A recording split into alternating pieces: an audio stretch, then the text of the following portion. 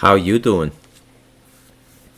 Good afternoon, everybody. I'm Bruce McDonald, and this is the Talamanca Review. The cats make the windows crooked like that. They keep coming in. That's one of the beautiful stained glass windows in daytime. I thought I would do a daytime podcast today because my flu has left me pretty much in 24 hours, which is pretty good. I have a super immune system.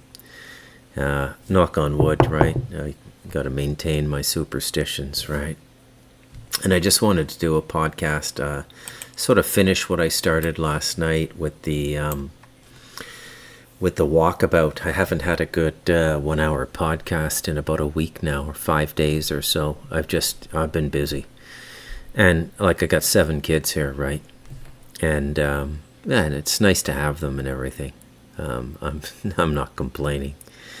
But I just want to take a moment to sort of catch up with the world and give you my take on it. My multidimensional, socio-political, economic, and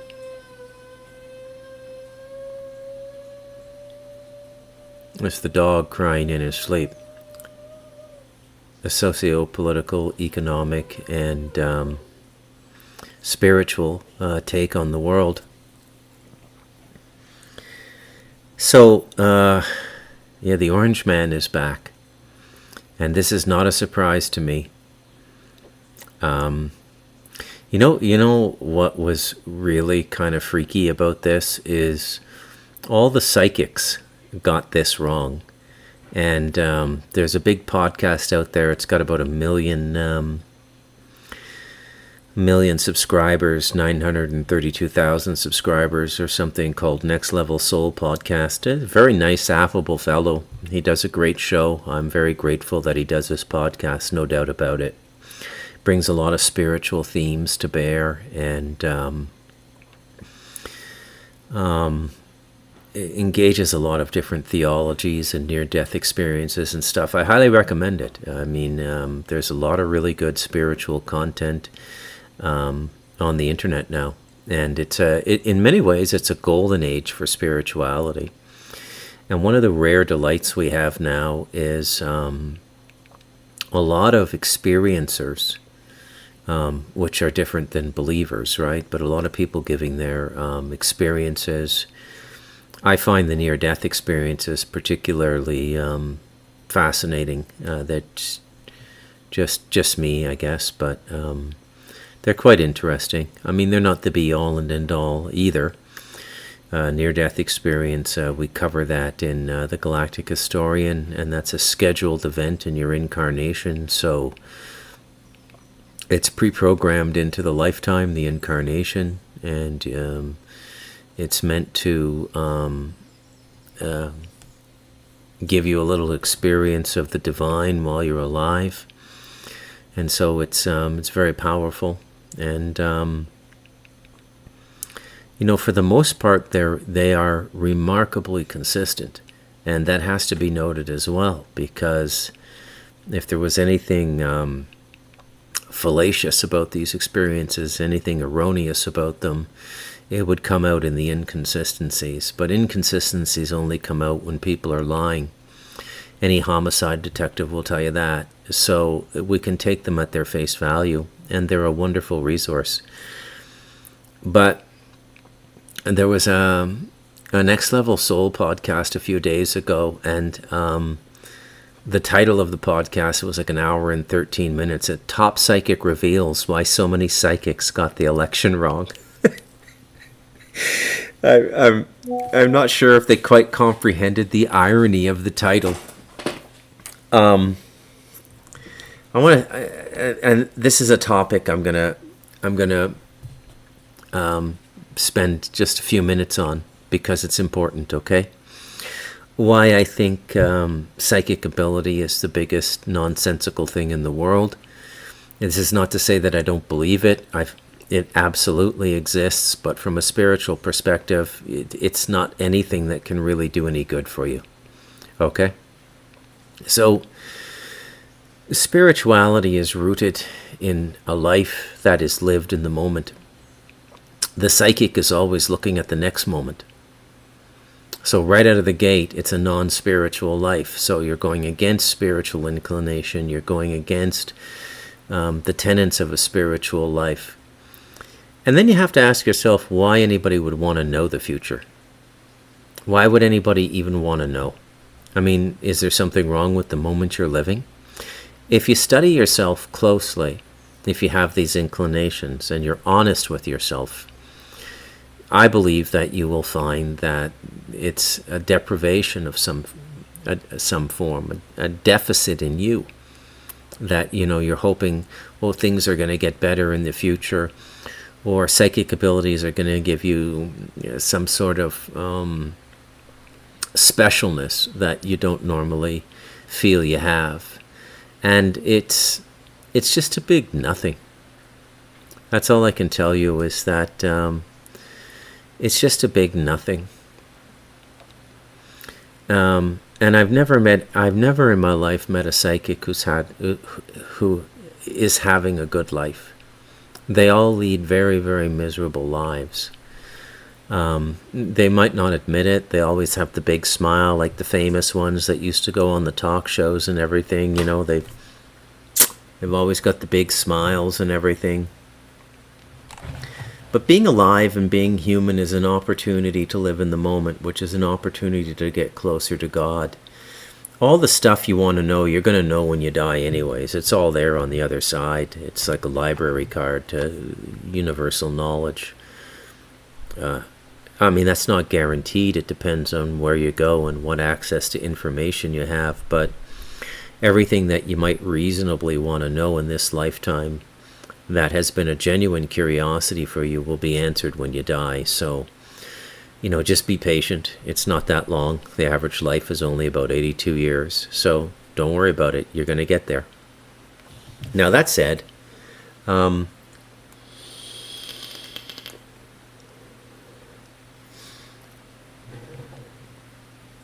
want to spend a little bit of time on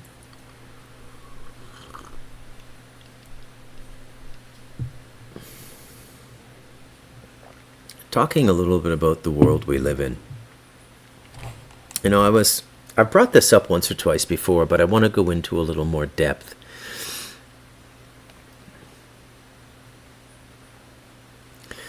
So the question is, why are so many of the people who come to dominate high positions in the public mind, media personalities, why are they all so spiritually vacuous? Why are there so many atheists in this profession? Now, don't get me wrong. I'm not saying that there's anything wrong with pushing back on somebody else's belief system. If their belief system is encroaching upon your life, if you don't want to live like a Muslim and Muslims are taking over your neighborhood, then you have a right to say, I don't like this isn't good, and push back on it. There's no doubt about that, because they're trying to push their beliefs and their culture on you. Now, they may believe that they're saving your soul or something. They may have some, twisted medieval idea about the good they're doing for you, but it's really just cultural chauvinism. That's not what I'm referring to here. I'm referring to the disproportionate number of people in public space who I would consider are either soulless, or they just have no clue, or no belief whatsoever in the spiritual life, and it's reflected in the way they behave and the way they speak, and the way they comport themselves. Now, coming to mind are people like Jimmy Kimmel, the late night talk show host, complete spiritual flatliner.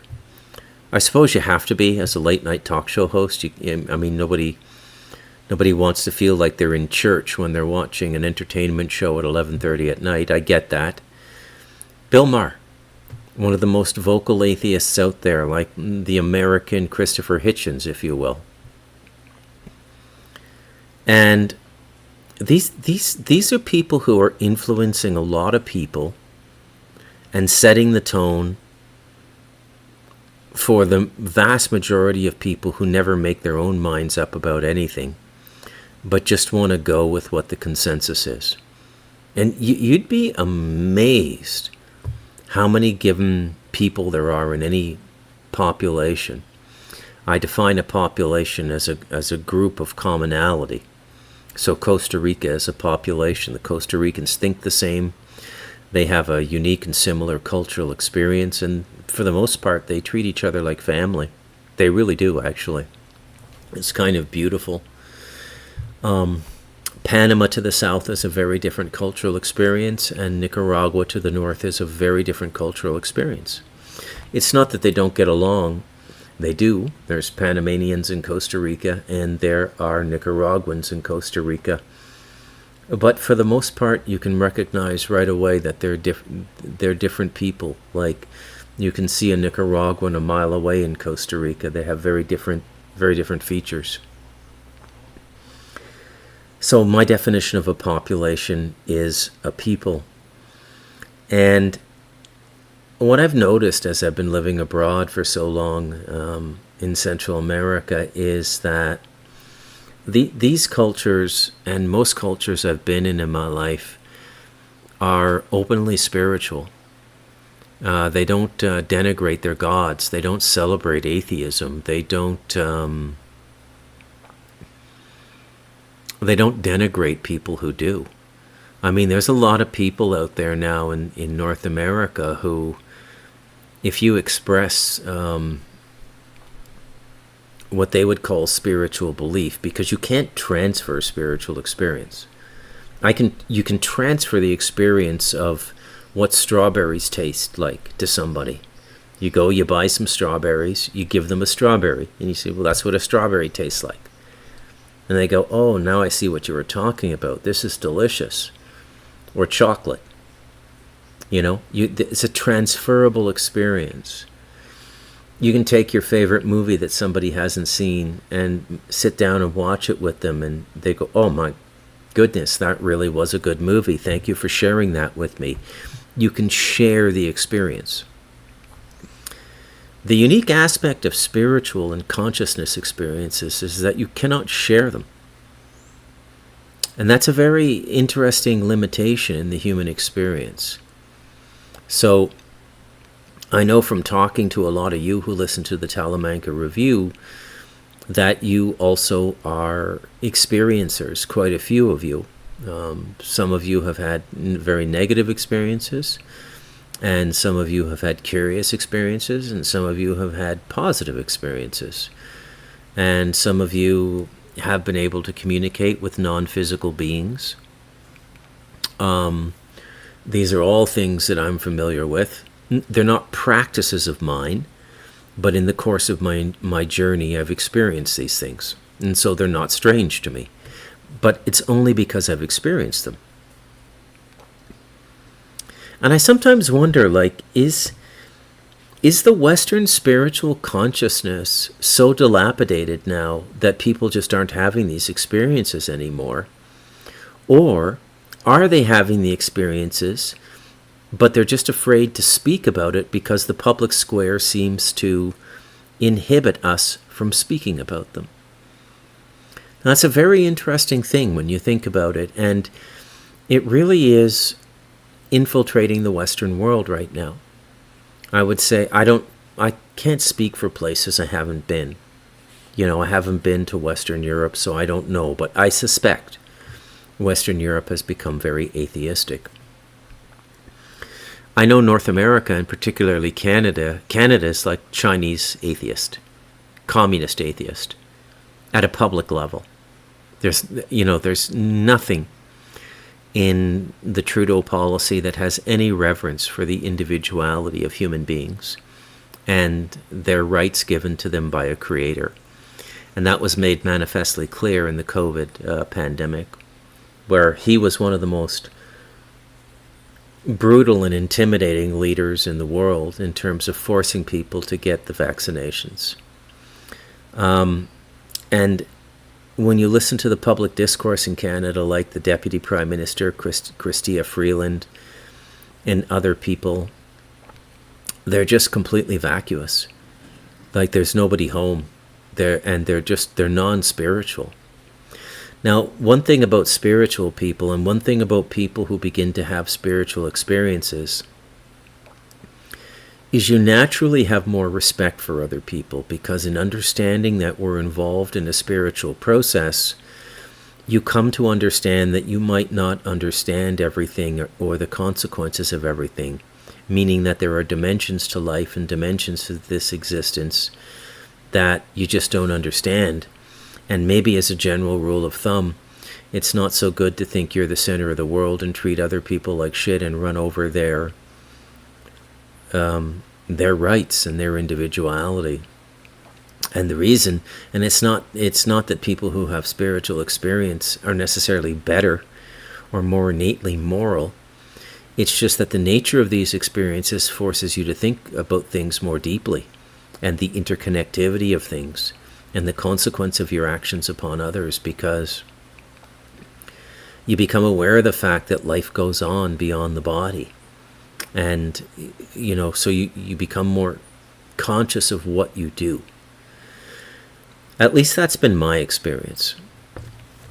Of course, there are negative forms of spirituality that are aware of the fact that we are spiritual beings, but still behave in a very deliberately negative way. Many of the variants of Satanism in the world now are just cultural. There's no real spiritual vitality to them. And then other aspects of the satanic movement are quite dark and quite commiserate with very dark forces.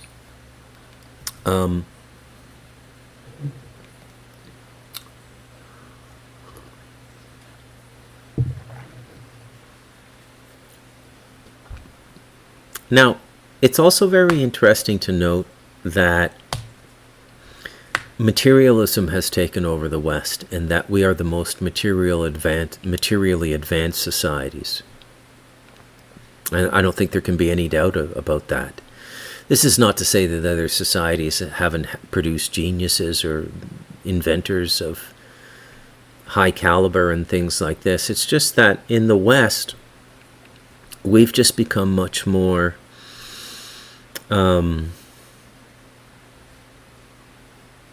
industrialized, is how I would put it. And there appears to be a very profound effect on societies that become industrialized.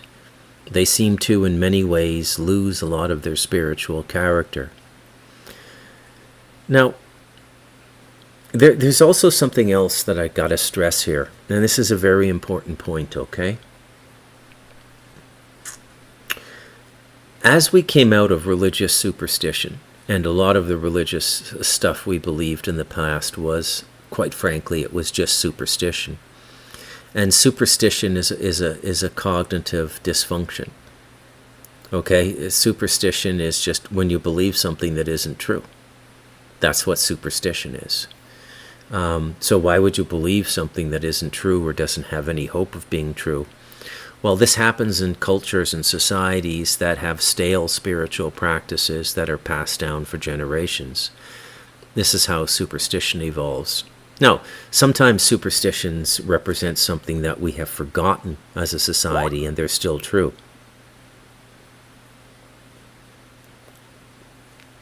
And in those instances, they're like unconscious remembrances. But superstition is a consciousness cancer, in the same way that materialism is a consciousness cancer. Okay? So those are the two polarities. Rationality, pure rationality denies God, because the physical senses and the mind cannot grasp God. Okay? I mean, you can have cases made for God. I'd say that's the entire purpose of Jordan Peterson at this point, is making an intellectual case for God. But I think that's kind of stupid. But that's just my opinion, okay? I myself would not be involved in spiritual practice if I did not have spiritual experience. Okay? It's just that simple. I don't understand how people can go to church their whole life and never have a spiritual experience. And just keep up the belief and keep up the belief and keep up the belief. It just seems like the height of stupidity to me. But that's just me. So, rationality and superstition, those are the two extremes, and they're both forms of cognitive cancer. And you want to avoid both. So, how do you stay in the center? Well, it's an art form. You know, absent any formula on how to do it, it's simply an art form. Being a spiritual person and living spiritually, it becomes an art. It's this is actually the name of a spiritual school, Ravi Shankar, The Art of Living, one of the big Indian gurus. And that's the name of his international organization, and they have different schools all over the world, and they call themselves The Art of Living, and it's basically a bunch of swamis. Swamis are fairly interesting people, by the way. Fairly interesting indeed. So at all times you want to maintain the balance, and you want to maintain the art of living, which is a balance between rationality and superstition. Because you want your spiritual life to be alive, and you want it to be vibrant. You want it to be functioning. So I think one of the affectations of the tilting toward overt rationality now, to the murder of spirit, the murder of the spiritual life in the form of people like, Bill Maher and Jimmy Kimmel and Howard Stern and Arnold Schwarzenegger and people like this, people who make very bold statements about life, like, we live, we die, and then we're done. Ricky Gervais is another, the British comedian. Famous atheist, doesn't believe in an afterlife, doesn't believe in anything. I honestly don't understand people like this. I don't think they've done too much work. And then another question I have sometimes is,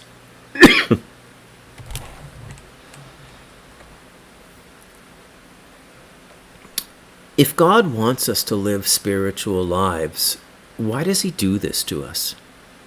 Why does he create these powerful public figures, give them talents, like in the case of Ricky Gervais, talented comedian, very funny guy. Bill Maher, very, very talented guy, not that funny. I mean, he's basically a stand-up comedian, but I don't find him that funny at all. But he is a good talk show host. I will give him that. Like, Politically Incorrect was good, and Real Time with Bill Maher, it's pretty good. I just get frustrated with him now because he's got Trump derangement syndrome. But Arnold Schwarzenegger, another one. Howard Stern. You live, you die, you rot in the ground, and you cease to exist for all eternity. That's their perspective. Look, I don't mean to split hairs where words are concerned, but that's beyond atheism. That's nihilism. Atheism is like, I don't believe, I'm atheistic toward your belief system. All right? I don't believe in a God as you've defined God. Okay? That's one thing.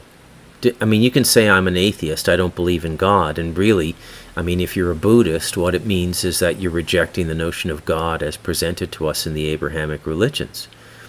Which is fine. That's a perfectly valid position. God is in many ways just a metaphorical construct to represent a state of consciousness. I get that too. But when you I don't understand how somebody could go through their whole life, be that smart, like a Bill Maher or a Ricky Gervais, and nothing comes along to wake them up. They don't have any of these experiences I tell you guys about all the time. Like just 2 days ago, something moving around in the back room and the door closing and locking on itself. Okay? And I can tell you, look, I don't mean to brag or be dramatic here, but stuff like this happens around me all the time. I have been living a supernatural life most of my life, right? Whether it be really bizarre coincidences. Granted, it has reached a pitch level up here in the rainforest, but I think it's because of the abundance of spiritual life here at the next frequency. Because this place is teeming with life, and not just on the physical, but on the astral. And a lot of it is very playful. Like the Duende are very playful. They're playful beings. They like to joke. They like to play little practical jokes and stuff like that, okay? So, and there's a lot of beings like that up here in the rainforest. And I know when I speak on the Talamanca Review and I talk to you folks and you listen to me, and many of you I talk to off air, you're all having similar experiences, and you're all down with what I'm saying. I get it. But we got to take a moment to realize that this public mind and this public consciousness, if it turned a few more degrees in the other direction, we could all be incarcerated and narcotized in an insane asylum. Okay? And that's another thing about human consciousness. Like, this need we have to say, well, we're right. I'm absolutely right. You're absolutely wrong. I'm absolutely going to punish you. I'm going to take it upon myself to severely punish you. And look at the abuse that spiritual people take. Okay? I mean, and it's really an attempt to decimate the consciousness, the growth of consciousness. That's what it is. The oppressive force on this planet does not want advanced human consciousness, because advanced human consciousness en masse is the end of the oppression. And so it has to be stopped at all costs. And this is why you get things like the Inquisitions with the Catholic Church. This is why you get things like the Bolshevik Revolution, because those societies were reaching a utopian level at the level they were living at, okay? Just simple grain farming, but their architecture, the way they could build homes, their culture, their community, their form of worship, it was all reaching a point where it was becoming quite nice. And that can't be allowed to happen, so it's destroyed. And that is the real duality that we live in, which is the duality between those who will allow consciousness to grow and those who will not. And those who will not are the minority. But they always want to make it seem as though they're the majority. You know, like in communist Russia, if you spoke about spiritual matters or spiritual belief, you ran the risk of being sent to an insane asylum. And the way psychiatry was used in the Soviet Union was absolutely barbaric. It's not much better over here, and I think psychiatry for the most part is complete bunk. I think that 99.9% of what we call mental health issues are actually spiritual issues, and they have to do with the breaching of the consciousness by entities. So this force is always there. It's always just sort of circling and hovering and waiting to just, attack is what's going on.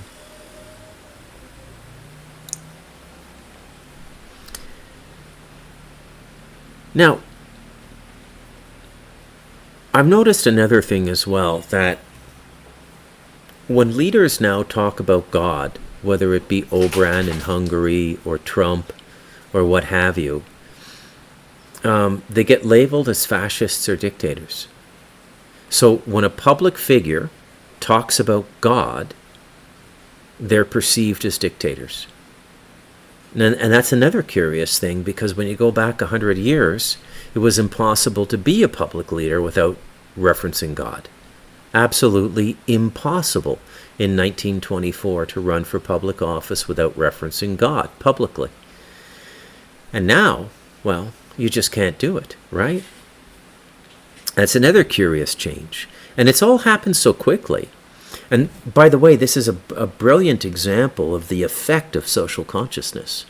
Social consciousness is the community, the thought community that you live in.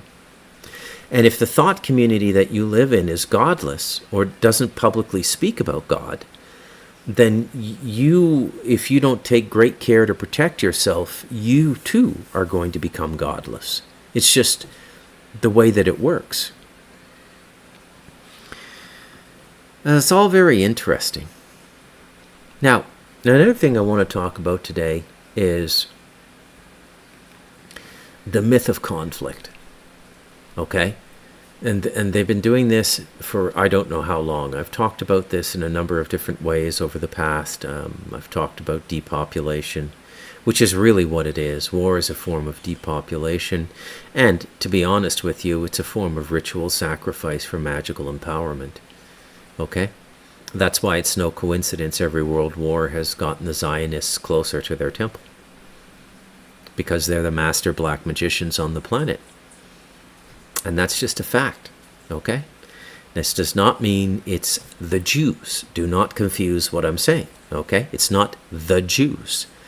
But that concentration of esoteric material and occult material that we call the Library of Judaica is probably the most potent collection of magical material on the planet now. Curses, incantations, evocations, invocations, these sorts of things. And by the way, going back to the first part of this podcast, these are not superstitions. These things are all real. And that's another curious aspect of the balance between rationality and superstition. Sometimes they'll use rationality to falsely present other things as superstitions. Oh, you can't curse somebody. Oh, black magic isn't real. That's just superstition.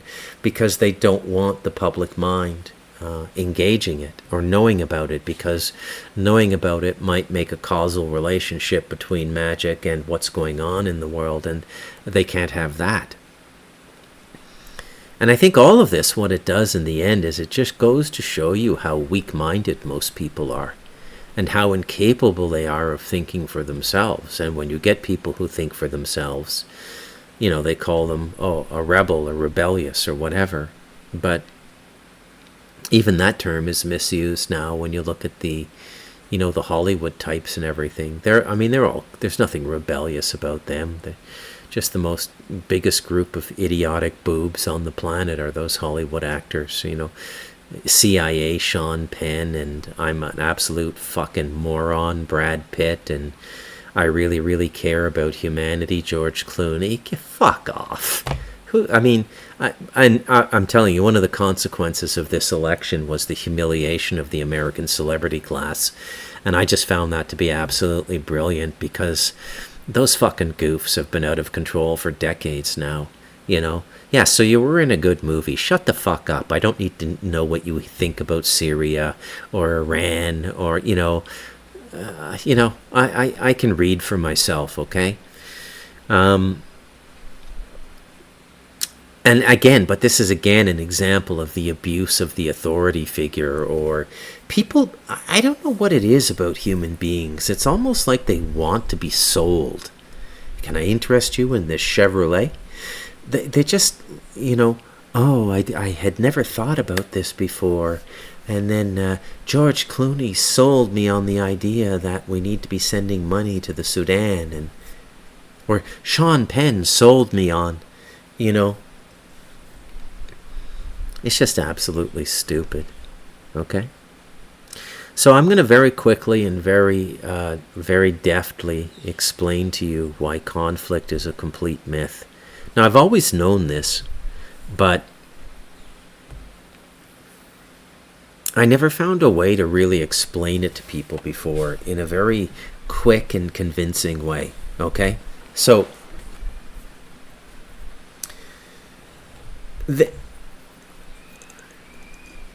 when you look at the transition we're going through now, okay, from...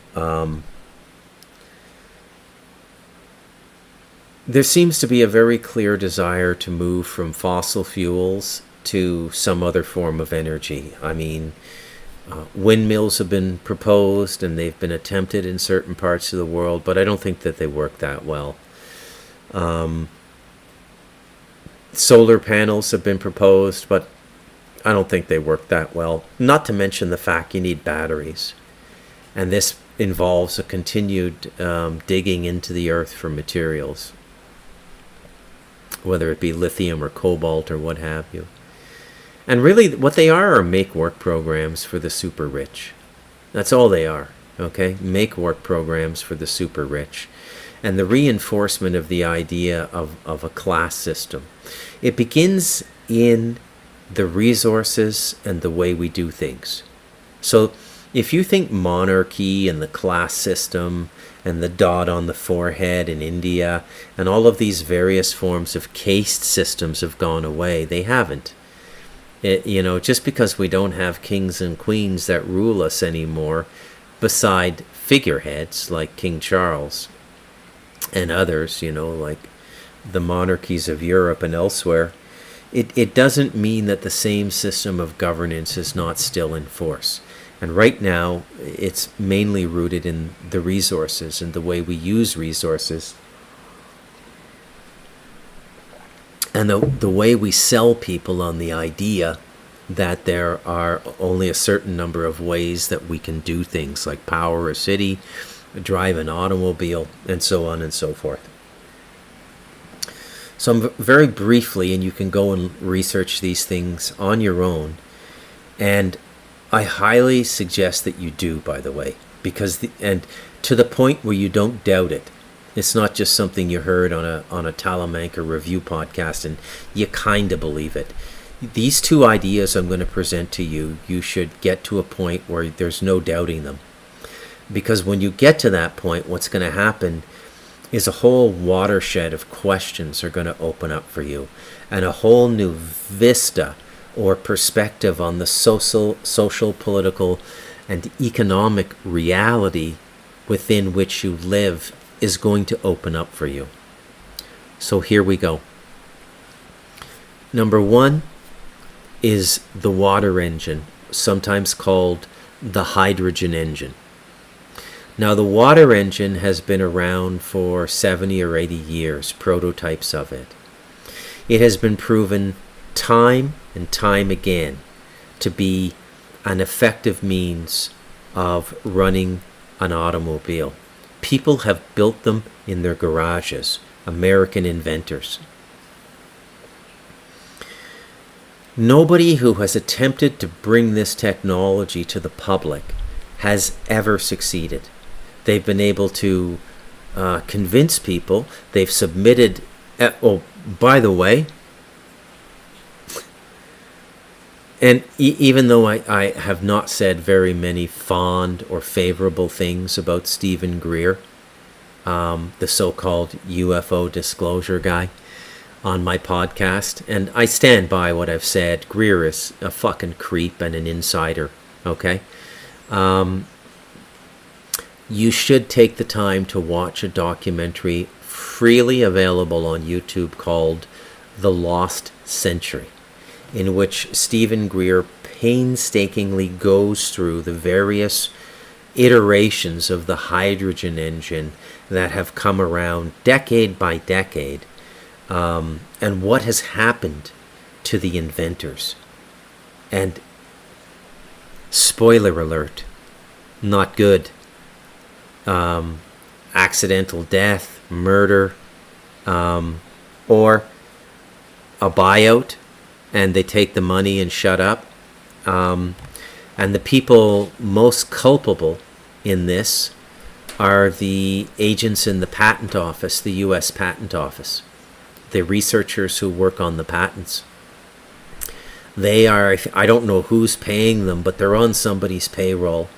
And when they see a patent for a legitimate alternative technology for power, immediately phone calls are made, and the secrecy and confidentiality of, and it's supposed to be confidential when you submit something to the patent office. The secrecy and confidentiality of that goes out the window, and it's the patent office itself that rats the person out and brings these dark trillion-dollar corporate forces into their lives. But the water engine's been around forever, So it's not my opinion. Look it up. It's a fact. Number 2, a nuclear reactor run on thorium instead of uranium, which has no possibility of radioactive meltdown, no danger to the environment, and the only byproduct is diesel fuel. Swear to God, look it up. Thorium reactor. They've been around since the 60s. There's no need to be using uranium in these things. There was no need for the Chernobyl meltdown. So those are my 2 examples, the water engine and the thorium reactor. Now, once you've done your own research and you see, hey, you know what? This is legitimate, what Bruce is saying. Why have we never brought these things into production? Okay, why? That's an interesting question, and the answer would be, if you watch The Lost Century and you think about it, is big corporate interests don't want it to come about. But that doesn't answer the question of the international landscape. Certainly Russia has the engineers capable of making a water engine. Certainly China has the engineering capability to make a water engine. If their enmity toward the United States is so great that they would go to war, exchange missiles, risk their population, get blood on their hands, murdering Americans, if they really wanted to fuck us over, why would they just not end the oil economy and bring a water engine to market? If you can answer that question, write a comment under this video or send me an email, because I have no answer to that question.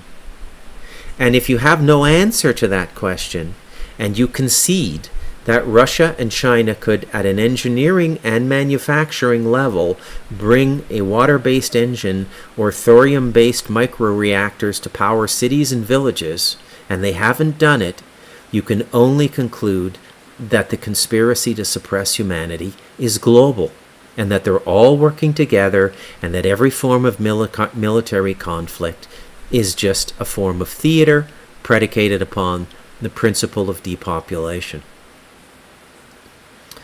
And yes, if you're listening to me today and you're coming to the conclusion that Donald Trump is nobody's savior, he's just stepping into the savior role scripted by the controlling writers and directors of this drama we call the human race in the early 21st century, you would be correct. He's no savior. Okay? He's just another actor in this drama. Okay? And given that I've referenced writing these things and directing these things, I would revert you back to the original form of writing and directing for the probable outcome in society, the Bible, and particularly the Apocryphon of John, the book of Revelation, which is the biggest piece of horse shit ever put down masquerading as prophecy. Okay? It's a plan. It's a secret society plan.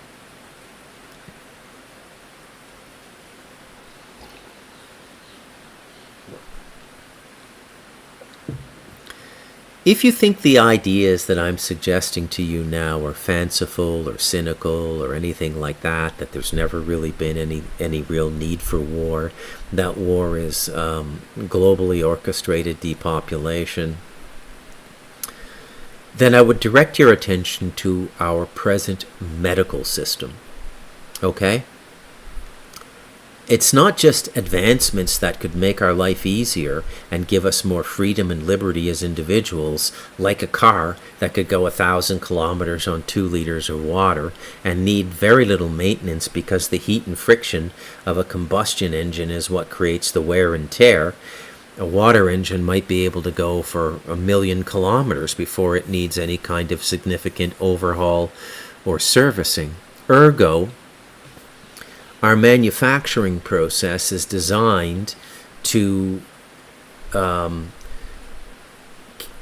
can keep a certain level of repetition going so that we don't get anything so good. Now, the name of the game is to keep people busy, distracted, working. It's not necessarily the idea that we're their slaves per se, but the most dangerous human being on the planet is a human being who has food in their stomach, a roof over their head, contentment, and a relaxed state of being so that they can think and be. And that's the most dangerous human being on the planet, because that human being is going to figure things out very, very quickly. And they can't have that. They got to keep you running around. They got to keep you busy. They got to keep you paying those monthly bills. Isn't that interesting that they have our bill paying, when we owe money, they tied it to a lunar cycle to make it seem natural. They do this shit all the time. The quarterly components of a fiscal year mirror the seasons, right? 4 seasons, 4 fiscal quarters, and they do stuff like this to keep us believing that the system is real and natural. And it may seem facile, but it really, at an unconscious level, we make, it's a full moon, time to pay my bills, and it entrains us a certain way. We were never meant to live this way. And many people think this is the greatest age to be alive. I say it's actually one of the worst. We're living at a consciousness level, we're living in a state of hell.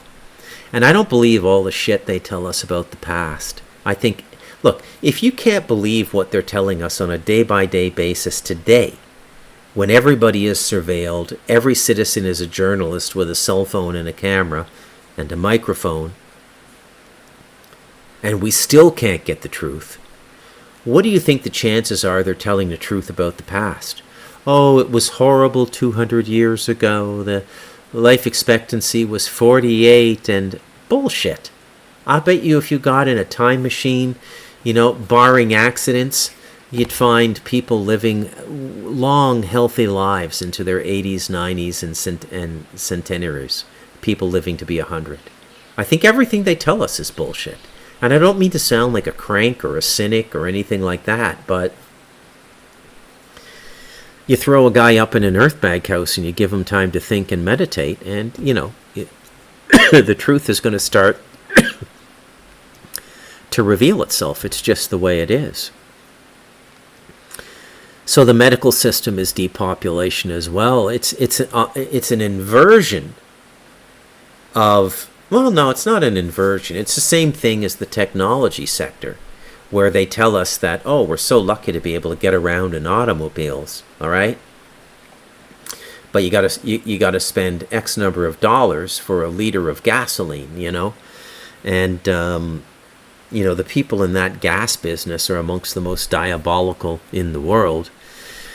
It's a true mafia. It's interesting that we only think about, criminals when they're defined as criminals, like Don Corleone in The Godfather, or Pablo Escobar of the Medellin cartel. We never stop to think that, the boards of directors of ExxonMobil are probably one of the most dangerous and murderous cartels in the world. It's just the way it is. It's the world we live in. And in medicine, there have been cures for cancer for decades. But they prefer cancer kill the people. And as I said a couple shows ago, cancer was so anomalous, so infrequent. We didn't even keep statistics on it until about 1945, which coincidentally would concur with the beginning of all the nuclear testing that we did. I'm not saying that's why cancer is so out of control now, but I'm pretty sure it's a contributing factor. And the proliferation of chemicals, and I mean chemicals like DuPont Chemical Company, stuff like that, washing detergent, and the soaps we use, and all of these sorts of things, has just created a nightmare situation as well. So our medical system is a part of the overall system of deceit and corruption as well. We live in a world completely compromised. And it's largely been affected through institutions. We were better off, I think, before institutions.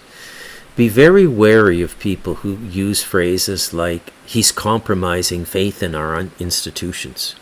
You know, I heard a lot of people say this, you know. I'm not sure our institutions require that much faith, because I don't think we should give them that much, because they don't do too much. They don't do too much at all. Anyways, that's a solid 50 minutes. I haven't done a good podcast in a while. Got some things off my chest. And I think that's about it for today. I'm Bruce McDonald, and this has been the Talamanca Review.